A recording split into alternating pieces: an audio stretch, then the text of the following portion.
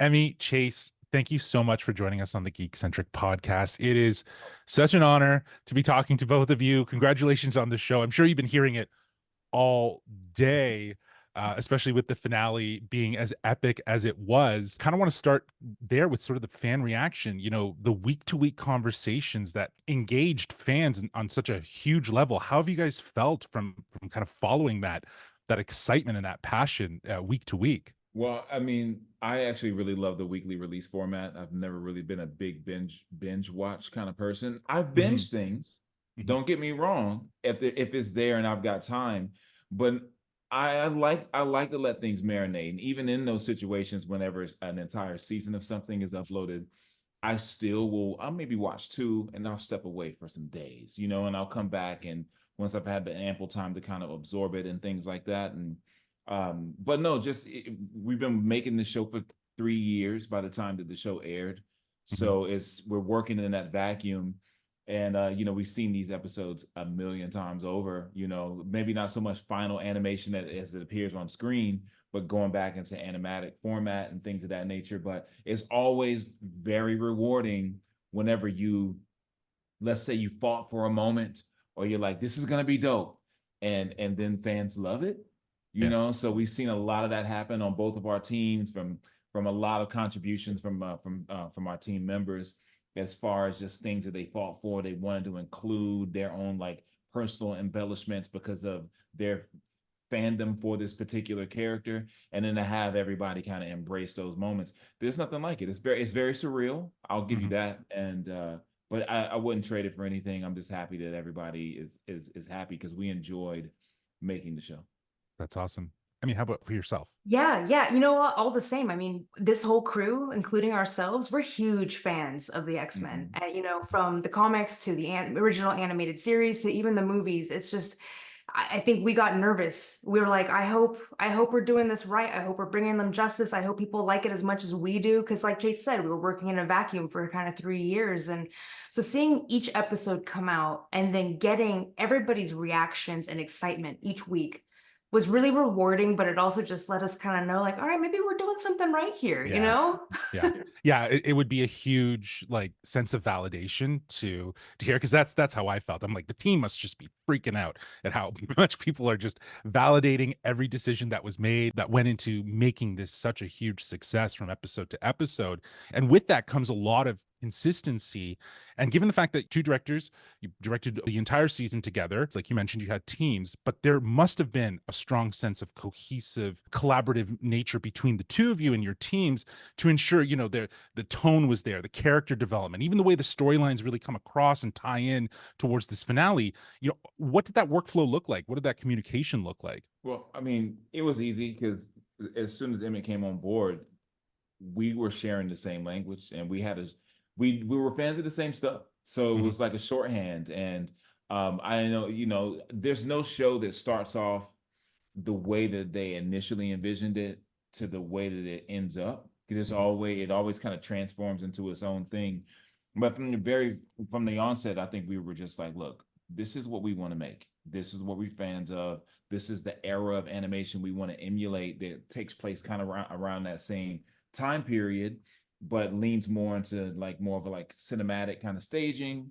Because we love to feel the stakes. I Mhm. think that, and that's the old show, you felt the stakes in that show, but I felt like we could kind of pair that with cinematography that matched the gravity of some of these situations 100%. Yeah. that we didn't see from American cartoons at that time. So Agreed. it was easy, it was Mhm. easy, and there was never a hiccup. I think we were attached from the hips like right from the jump. So um, easiest process ever. I don't even have any more to add to that actually, Sure. which is a great Yeah. thing. Honestly, as soon as we realized, it felt like we were like almost siblings who grew up in two different households but had all the Hmm. same like access to the same Right. media. It was like, Right. oh, this is easy. This is Right. great. Yeah. That's awesome. That's awesome. Now, my last question, as I get here to wrap, both of you have spent so much time with these characters and understanding them and developing their stories for this season. Kind of a personal question for each of you. Is there a specific character or storyline that you really connected with or that really resonated with you? I mean, why don't we start with you? Sure. Yeah. You know what? I wasn't expecting Madeline Pryor to mean so much to me. Yeah. I do identify as trans non-binary, more masculine, so I've never actually in my past really related to female characters that closely. Yet here comes this character who's this strong, badass woman who has to find herself in chaos, and I just found myself kind of falling in love with her story to the point where I wanted to make sure that we saw it in 105, almost get its own little bit of conclusion. It's Yeah. a bittersweet ending for her. But that came out of nowhere because when I was a kid, Morph, Cable, Cyclops, they were my favorites. And Right. they are still my favorites. But that was a character I wasn't expecting. And I truly, I think she's now up there with them. How about for you, Chase? Well, I like a lot that that we did this season. It's kind of tough to choose, but I probably would go to the trial of Magneto. I've always kind of been I identify with that. I think that there's a lot of it too in terms of cultural relevance. I've always felt when it comes to that as well. And I think I had spoken about this before, but it's like he was on trial essentially representing all of mutant kind, Right. and as opposed to just being Magneto on trial, mutant kind, they were on trial.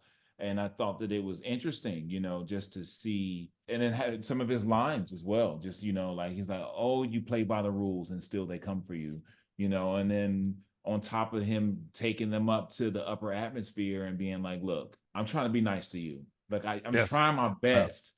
Yeah. You took out one of my homies, one of our best and brightest, and I'm still gonna show you a level of restraint.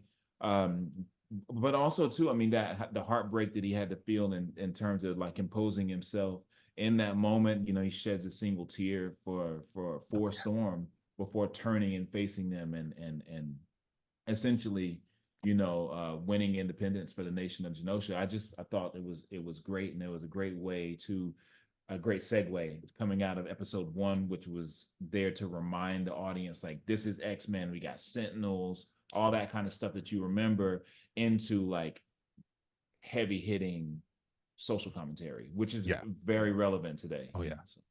Yeah, and that's the whole dialogue around the show was incredibly relevant, very mature, very focused, and again, that consistency was there. I mean, Chase, thank you so much for again taking the time to join us on the Geekcentric podcast. I know you've been hearing it again all day, but this is literally the single best thing that I have watched of 2024, and I'm just already revisiting it, and thank you so much. And I know you both are directors, and I know there's such a huge team behind that also helps to bring these to life. So to you and the team, thank you so much for this series, and I look forward to season 2. Thank Yeah, you no, so much. shout out to Awesome. our team for sure. Yeah, Amazing. awesome. Awesome. Have a good one, guys.